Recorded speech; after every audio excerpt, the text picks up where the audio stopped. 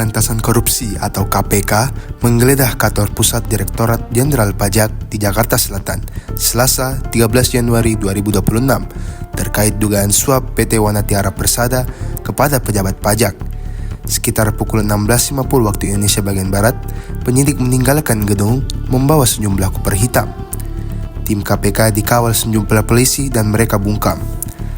Penggeledahan ini melanjutkan operasi di KPP Madia Jakarta Utara sehari sebelumnya, di mana KPK menyita dokumen, barang bukti elektronik, dan uang asing.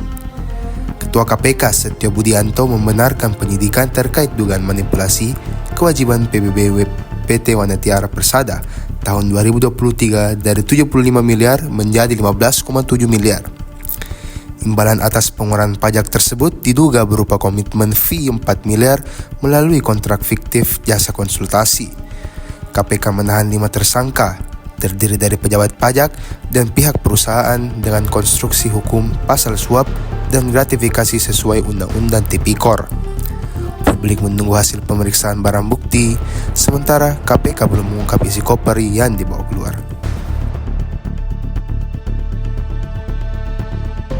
Download Tribun X sekarang, menghadirkan lokal menjadi Indonesia.